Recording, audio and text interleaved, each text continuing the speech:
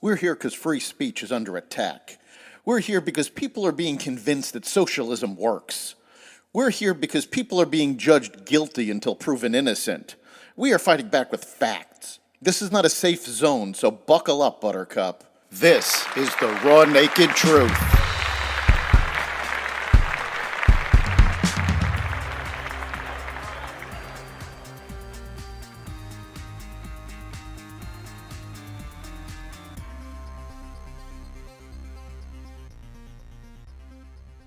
Michael Cohen admits to theft. The ICC shows its antisemitism, and more. Welcome to the Raw Naked Truth. I'm your host, Eric Lopkin, and here's the news you need to know. The prosecution rested in the Trump hush money case after Michael Cohen admitted to stealing money from Trump. Cohen testified Monday during cross-examination in New York's case against former President Trump that he stole $60,000 from the Trump Organization. A revelation the prosecution failed to make clear during its questioning last week.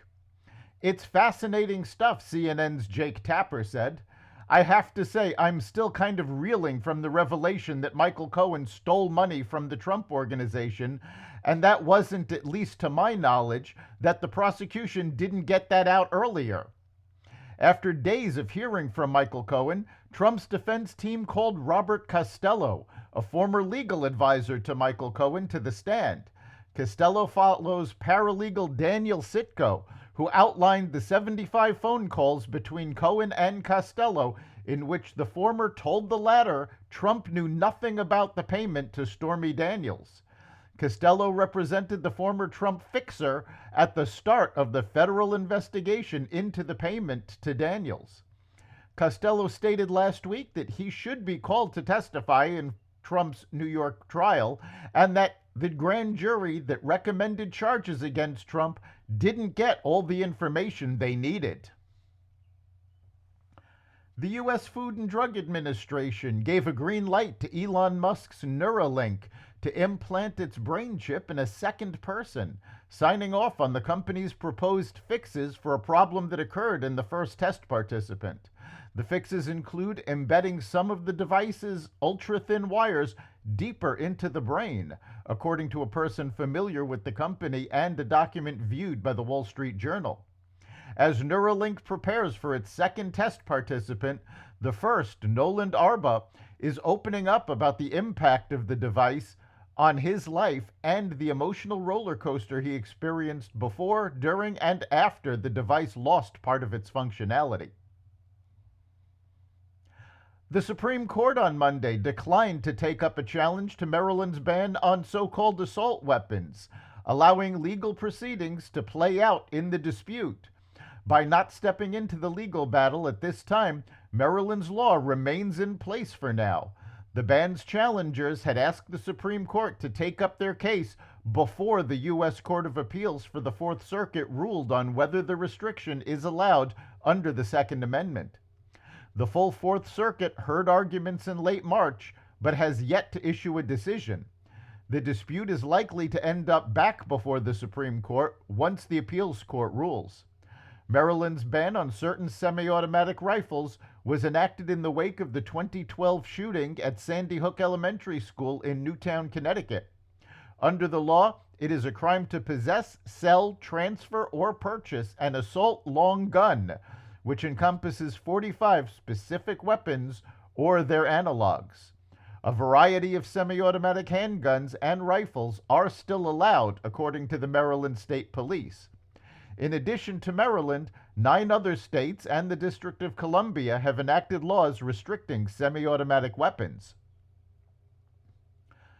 The chief prosecutor for the International Criminal Court showed his anti-Semitism by requesting an arrest warrant for Israeli Prime Minister Benjamin Netanyahu, equating him with Hamas leader Yahya Sinwar and others on war crimes, which charges stem from Hamas's October 7th attack and Israel's response in Gaza. Both Israel and the U.S. have opposed that action against the Israeli leaders and the appearance of equating the government to the militant group. Meanwhile, Hamas said that the prosecutor should have included more Israeli officials and condemned the inclusion of its own leaders. A panel of ICC judges will decide whether to grant the request, a process that usually takes about 2 months. The ICC, which for years had been shunned by Republicans and viewed skeptically by many Democrats, has long ignored human rights violations by Iran, Syria, and China. This will likely cost the court the practical support and diplomatic legitimacy that the U.S. backing brings.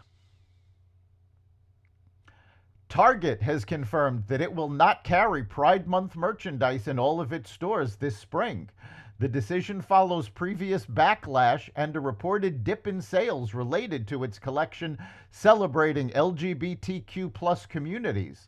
The company, which operates approximately 2,000 stores, stated that the availability of Pride-themed products such as adult apparel, home goods, foods, and beverages will be guided by guest insights and consumer research. A Target spokesperson declined to disclose the number of stores where the merchandise will not be available, but the company said its online shop would offer a full assortment.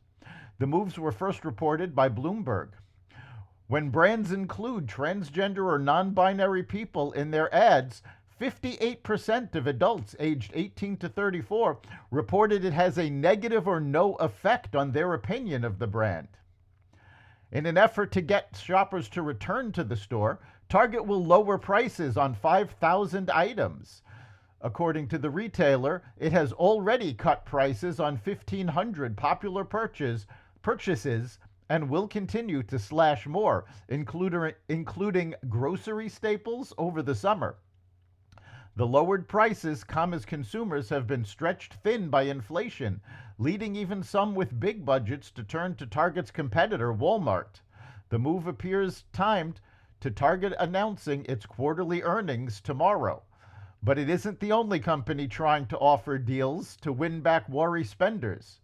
McDonald's, for example, has plans to roll out a $5 meal deal soon. That's the Raw Naked Truth. You can catch every episode of the Raw Naked Truth at xvadio.com, the Apple Podcasts app, Google Podcasts, Spotify, iHeartRadio, Audible, Amazon Music, and other platforms that respect freedom of speech. We'll see you next time.